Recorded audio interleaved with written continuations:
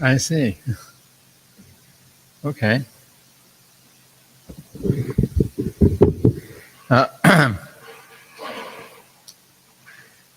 Poor devotees. So today is actually a disappearance day of Srila Rupa Goswami and Srila Gadhadhara Pandit, both. So, so we sing the song Saparshada Bhagavat Viraha Janita Vilap.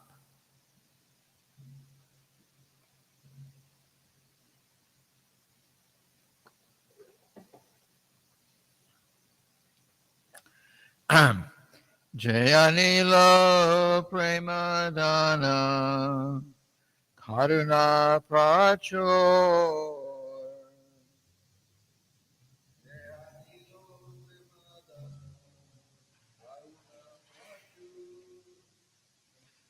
Heno Prabhu Kota Gila Charya Thakur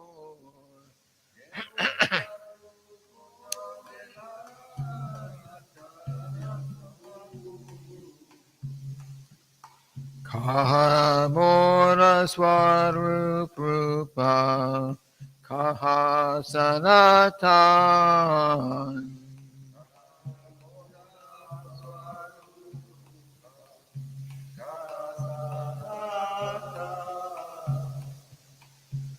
Kaha Dasa Raghunatha Patita Pavan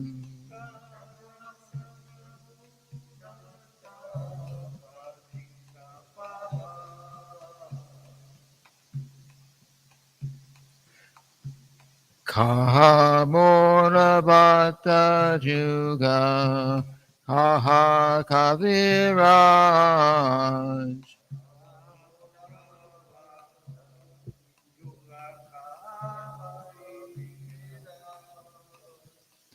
Eka Kale Kota Gela Gora Nataraj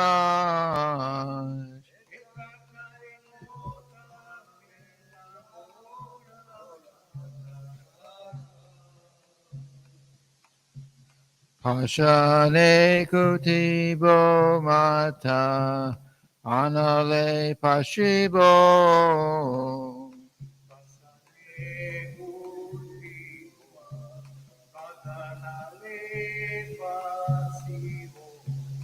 Koranga Gunera Nidhi Kota Gele Pabo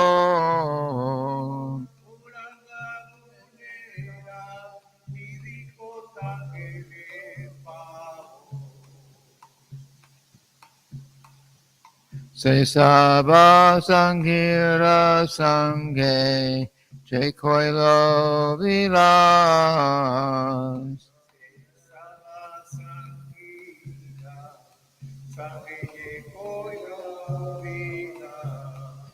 Se Sangana Paya Kane Narotamadas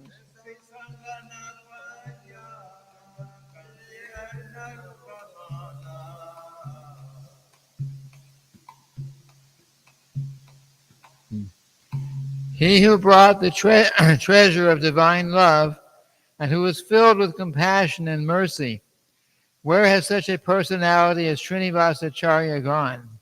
Where are my Swarup Damodar and Rupa Goswami? Where is Sanatana? Where is Raghunath Das, the savior of the fallen?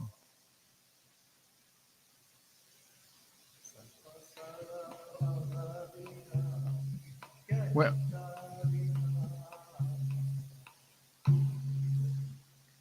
where are my Raghunath Bhatta and Gopal Bhatta? And where is Krishnadas Kaviraj? Where did Lord Gauranga, the great dancer, suddenly go? I will smash my head against the rock and enter into the fire. Where will I find Lord Gauranga, the reservoir of all wonderful qualities? Being unable to obtain the association of Lord Gauranga, accompanied by all these devotees in whose association he performed his pastimes, Narottama Das simply weeps. So this was a song actually written by Srila Narottama Das Thakur, and he was born very when he was very young. Lord Chaitanya had been around for many years, but he heard about Lord Chaitanya and was always hoping, when will I get a chance to see him? He was just a child at the time. So when he finally grew up and got a chance, and he was out on his own, he tried to find Lord Chaitanya, and who had by that time just left this world. And then he was trying to find Rupa Goswami and Sanatana Goswami and Krishnadas Kaviraj, all these devotees that were associates of Lord Chaitanya. They all left very soon after Lord Chaitanya. So he was very much lamenting like that. He couldn't see Lord Chaitanya. He couldn't see Lord Chaitanya, and he couldn't see all the associates of those who knew Lord Chaitanya. So that's the mood of this song. So of course we sing this song on the disappearance days of these great personalities. So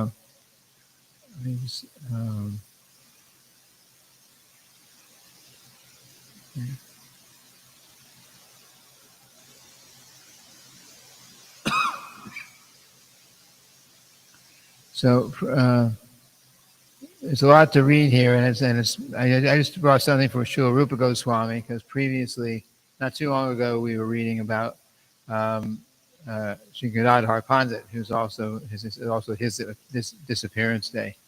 So I think we concentrate today on Srila Rupa Goswami, because we won't have time for much more.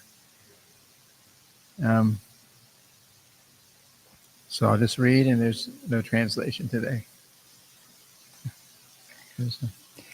Rupa Goswami, unique recipient of Sri Chaitanya's mercy. A highly posted government officer renounced the world and became a highly posted leader among Lord Chaitanya's followers. This was a Back to Godhead article, actually, written by Mayapur Shashi Prabhu. A brief look at the life of an empowered devotee whose extraordinary service helped set the foundations for Chaitanya Mahaprabhu's movement.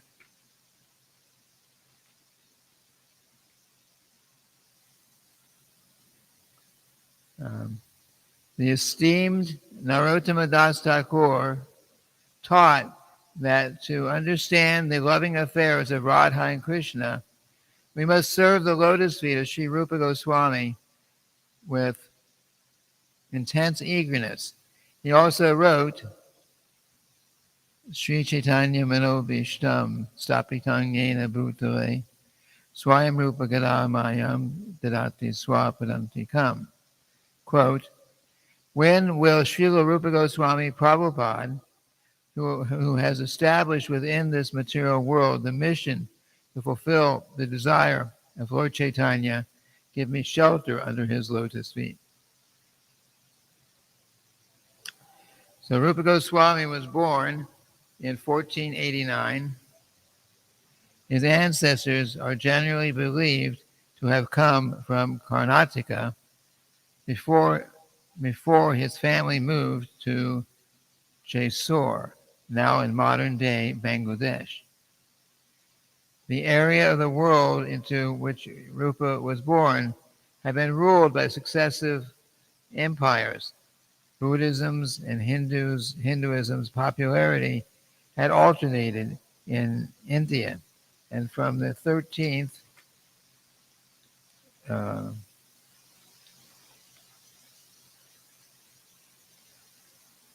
I think it was cut off here.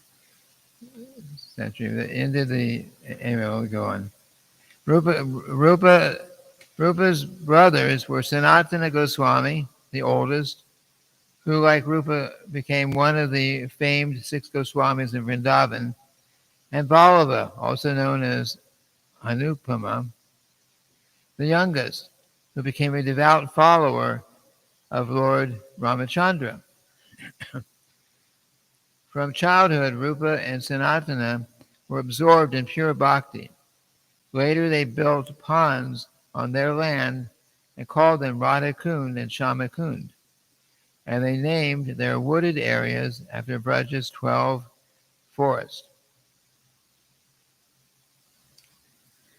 Perhaps because of their intellectual prowess and their father's previous employment, these outstanding brothers came to the attention of the new ruler of Bengal, Alauddin Hussain Shah. Incredibly, for such young men, Rupa was appointed the Shah's private secretary, in effect equivalent to prime minister, and given the title Dabir Kash, while Sanatana became the chief assistant minister with the title Sakara Malik.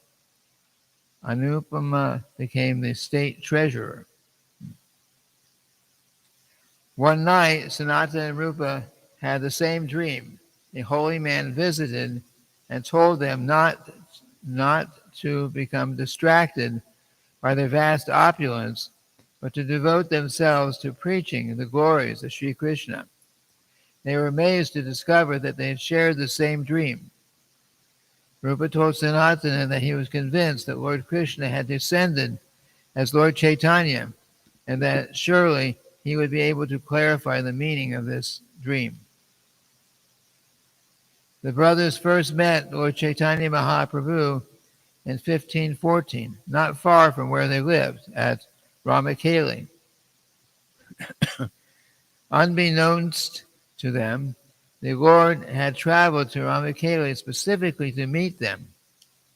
As Sri Chaitanya Charitamrita, Madhya Lila, chapter 1, verses 207 and 208 describes, quote, after hearing the prayer of Dabir Kas and Sakara Malik, Sri Chaitanya Mahaprabhu said, my dear Dabir Kas, you brothers are my old servants. My dear Sakara Malik, from this day, your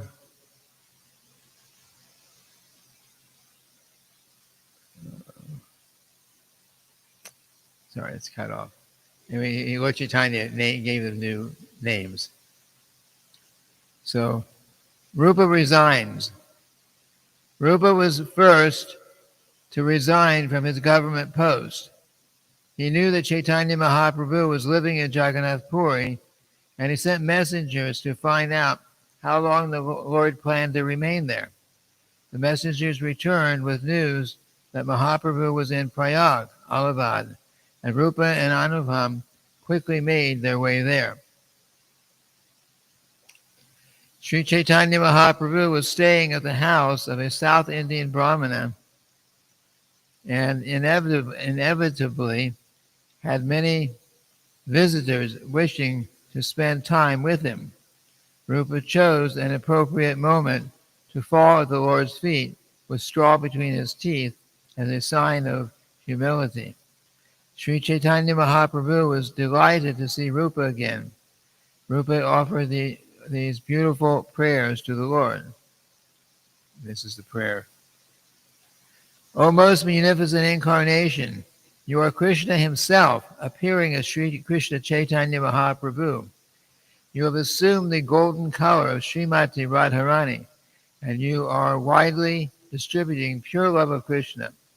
We offer our respectful obeisances unto you. We offer our respectful obeisances unto that merciful Supreme Personality of Godhead, who has converted all the three worlds, which were maddened by ignorance, and saved them from the diseased condition of making them mad with the nectar of the treasure house of love of God. Let us take full shelter of that personality of Godhead, Sri Krishna Chaitanya, whose activities are wonderful. It's from the Chaitanya Charitamrita, Madhya Lila, chapter 19, verses 53 and 54.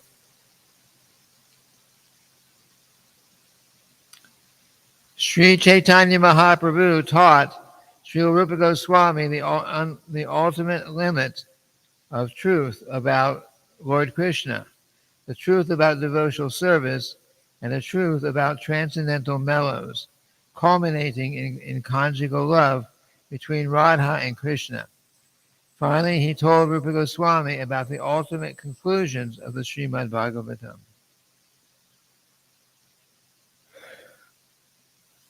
By entering the heart of Rupa Goswami, Sri Chaitanya Mahaprabhu empowered him to ascertain properly the conclusions of all truths. He made him an experienced devotee whose decisions correctly agreed with the verdicts of the disciplic succession. Thus, Sri Rupa Goswami was personally empowered by Sri Chaitanya Mahaprabhu. That's from the Madhya Lila, chapter 19, verses 115, 117. Consider the bliss that Rupa must have felt after meeting Lord Chaitanya. Lord Sri Krishna himself, in the mood of Srimati Radharani, and receiving clear instructions not only on the philosophy of Vaishnavism, but also on his new life's service. He would devote himself wholeheartedly to rediscovering the places of Lord Krishna's pastimes in Vrindavan, which had long remained hidden. He should write devotional literature and teach others the rules of devotional service, Bhakti Yoga. Yes, actually, by the time Lord Chaitanya appeared, most places that of Krishna's pastimes were no longer found. You simply couldn't find them. So as one of the instructions that Lord Chaitanya gave for Rupa Goswami and Sanatana Goswami to somehow or other find these places of Krishna's pastimes, based on the Vedic scriptures, based on whatever means they had to use, they were to find and perfect or establish that those places of pastimes of the Lord. Now these days, of course, we can go on parikramas and find, we've shown so many places, but those places were not known then. They were found by Rupa Goswami and Sanatana Goswami.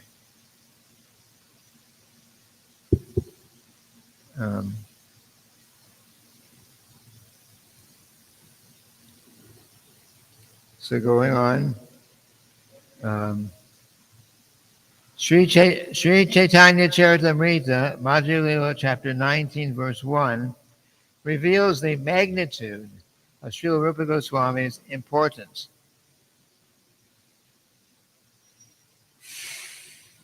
Vrindavaniyam rasakele vartam halena luptam nija shaktim utkaha sancharya rupe vyatanat punasa.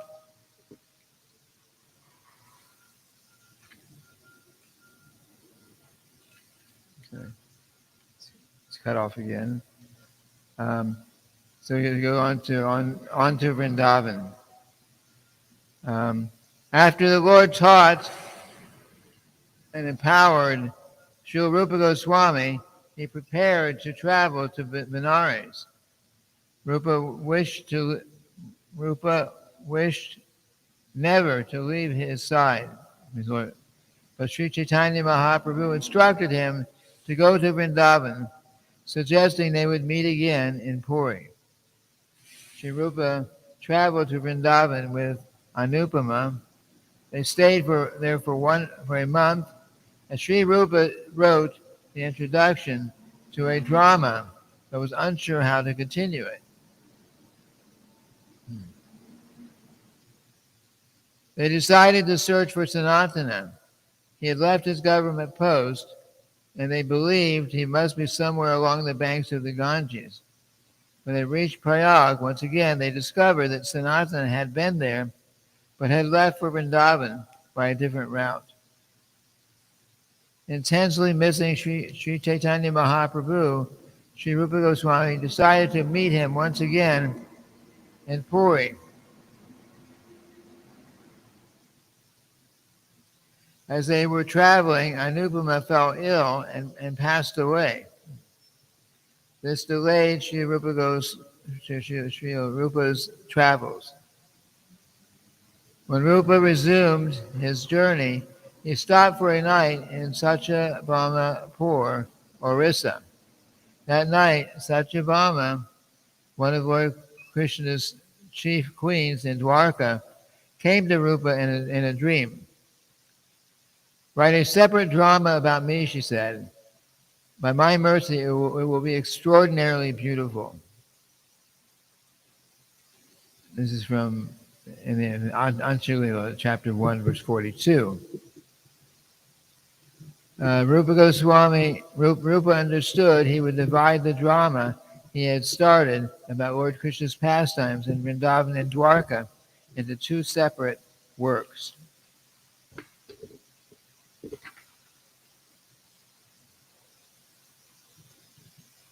I'm not sure if it'll be described later on, but those two separate works, those dramas. Rupa Goswami wrote many books, including the Bhakti Rasamrita Sindhu, which is the source, the basis for the nectar devotion that Srila Prabhupada gave us. But he also sometimes he wrote plays, dramas, that were, actual plays. So it was a play. So here are the characters, this person said this person said that. These plays, so it started off to be one drama about Krishna's pastimes, but now as he received some indications here that it should be two. So he wrote one called Ujjwala Nilamani and Vidagdha Huh? Ujjwala Nilamani and Vidagdha Madhava. Vidagdha Madhava, yes. And Ujjwala Nilamani. I think the other one was Lalita Madhava. Lalita Madhava. Yeah. The other one you mentioned Vidagdha Madhava and Lalita also came later. And Ujjwala Nilamani is also there. So Vidagdha Madhava is in Vrindavan, as I remember, and Lalita Madhava is his pastimes in Dwarka. Okay.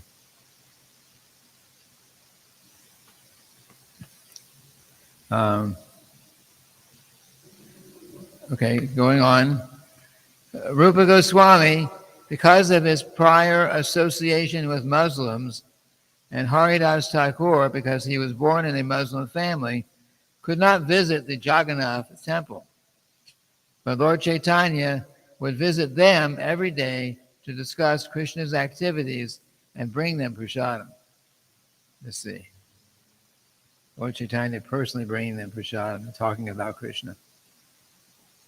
One day, Lord Chaitanya told Rupa, "Do not try to take Krishna out of Vrindavan, for he does not go anywhere else at any time."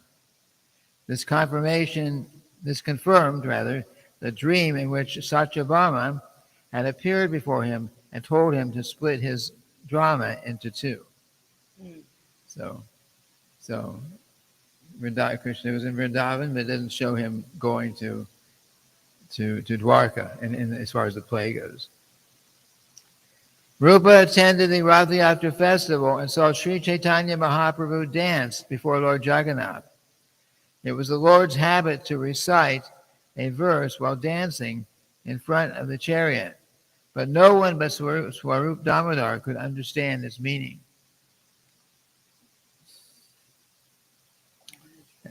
And this is the verse, I think, that the Lord Chaitanya was reciting. "That very personality who stole my heart during my youth is now again my master. These are the same moonlit nights of the month of Chaitra. The same fragrance of malati flowers is there, and the same sweet breezes are blowing from the Kadamba forest. In our intimate relationship, I am also the same lover, and still my mind is not happy here. I am eager to go back to that place on the bank of the Reva under the Vitasi tree. That is my desire.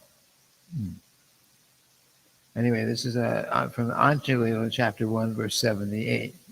And that's quoted.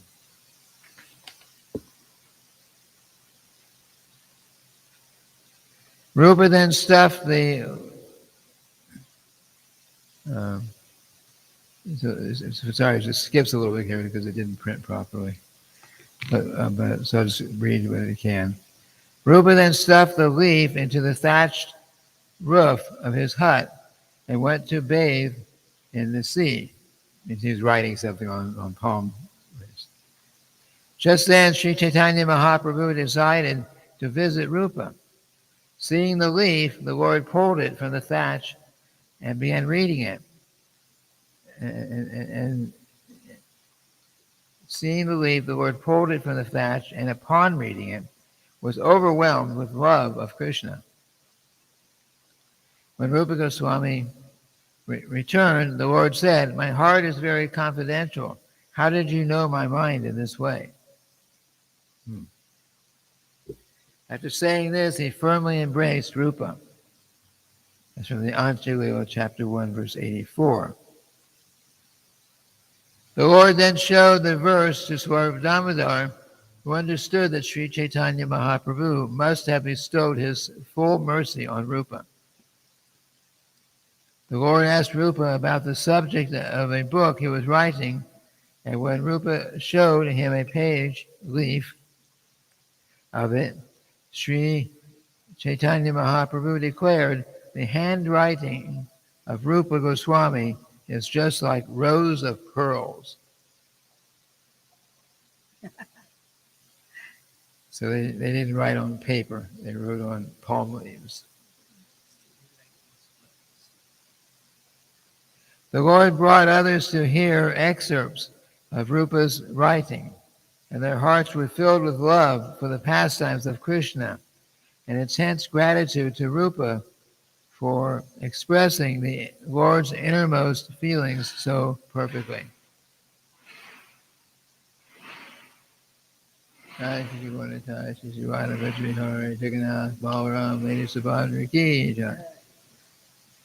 Sri Ramananda Rai commented, "Your poetic expressions are like the continuous showers of nectar."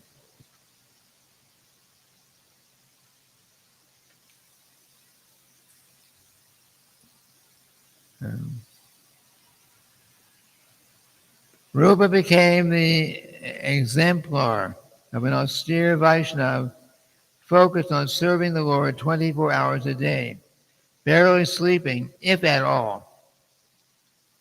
He lived under the trees and ate most simply, usually chickpeas and roti. He begged from house to house. His clothes were nothing but torn rags, and yet he chanted the names of the Lord and danced in complete ecstasy, superhumanly achieving the goals of Sri Chaitanya Mahaprabhu, superhumanly achieving the goals that Sri Chaitanya Mahaprabhu had assigned him. Rupa Goswami became a prolific writer. One of his best-known books, Bhakti Rasamrita Sindhu, was graciously presented by Srila Prabhupada for the English-speaking world as the nectar of devotion, in effect a handbook for those following the Bhakti Yoga path, the science of devotional service. In his purport to Sri Chaitanya Charitamrita, Madhya chapter 19, verse 132, Srila Prabhupada writes, according to Bhaktisiddhanta Saraswati Thakur, distributing literature is like playing on a great mridanga. Consequently, we always request the members of the International Society for Krishna Consciousness to publish as many books as possible and distribute them widely throughout the world. By thus following in the footsteps of Sri Rupa Goswami, one can become a Rupa Nuga devotee. Rupa Nuga means follower of Rupa Goswami.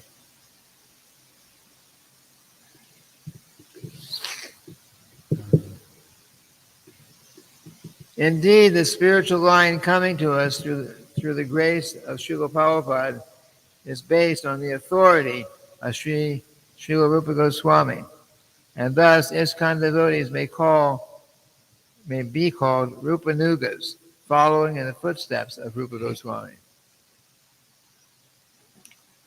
Sri Rupa Goswami departed from this world in 1564, and his Samadhi tomb and Bhajana Kutir, hut for performing spiritual practices, are in the courtyard of the Radha Damodar temple in Vrindavan.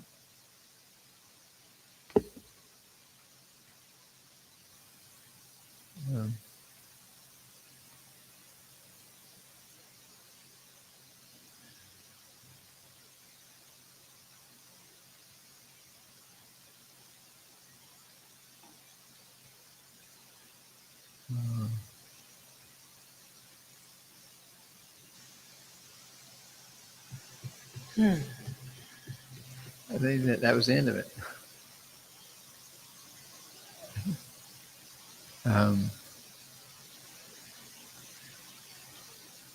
So Rupa Goswami was obviously a very, very, very special devotee of the Lord.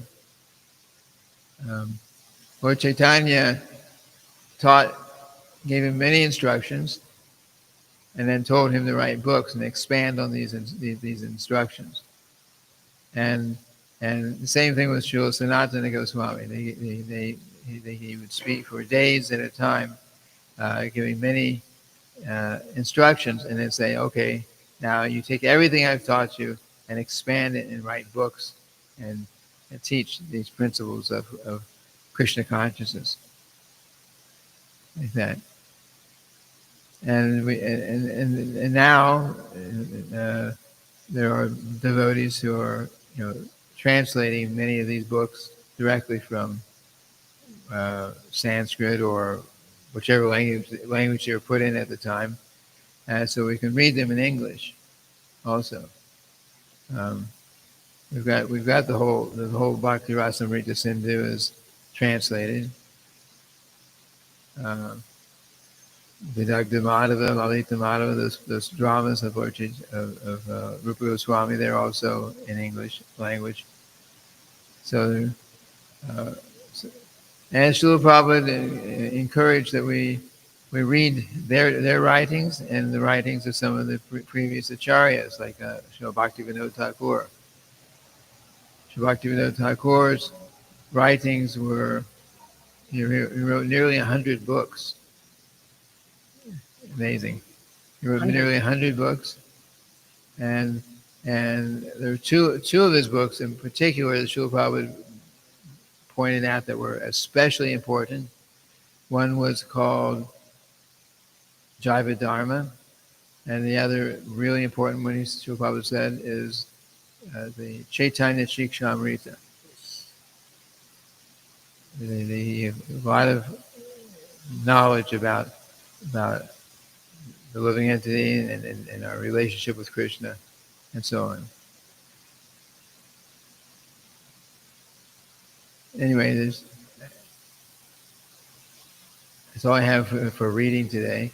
I thought it would take a little bit longer. We're accustomed to the translating time.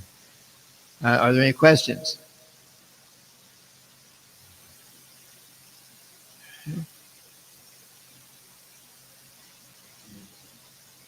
If not, then I guess we can just end here. Tomorrow, I think we go on with the Srimad Bhagavatam. Srila Prabhupada ki jai. Srila Goswami Prabhupada ki jai.